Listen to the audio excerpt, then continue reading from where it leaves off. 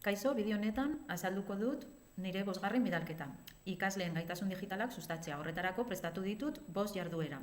Lehenengo jardueran landuko dena da bilaketa eraginkorrak. Horretarako irakasleak azalduko du erronkaren hasieran gai bat eta azalduko ditu bilaketa eraginkorrak egiteko egin beharreko 4 urratsak.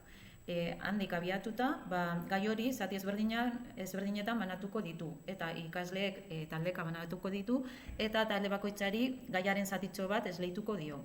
Argi eta garbi uzten dugu zenbat denbora daukaten hau egiteko.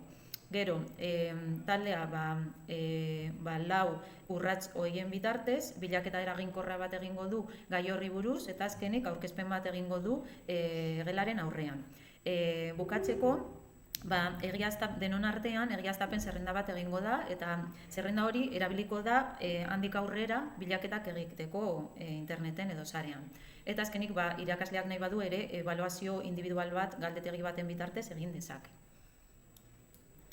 Bigarren jarduera teknologia digitalaren erabilera arduratsurako jokabide arauen adostasuna izango da. Jarduera honen bitartez, denon artean klasean adostuko da jokabide arau multzo bat. Horretarako, irakasleak hasiko da sarreratxo bat egiten jokabide arauen garrantzia eta arduratasunari buruz azalpen labur bat emanez.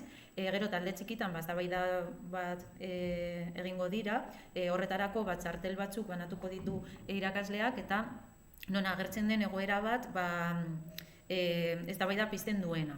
Eta orduan eztabaidatuko dute talde txikitan eta gero denon artean, taldean geniali bat egingo dute erabilera arduratsu hori azalduz, jokabide arau multzo bat azalduz.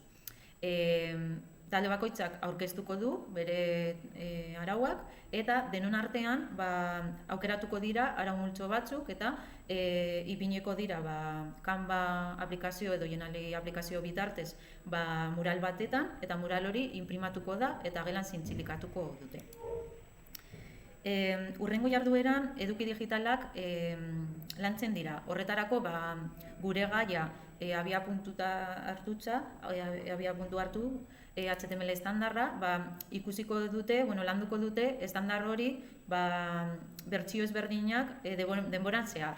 Horretarako eskatuko diegu talde lanan berriro kontzeptu mapa bat egitea, infografia bat egitea, kontzeptu mapa adibidez Lucidchart erreminta proposatuko diegu.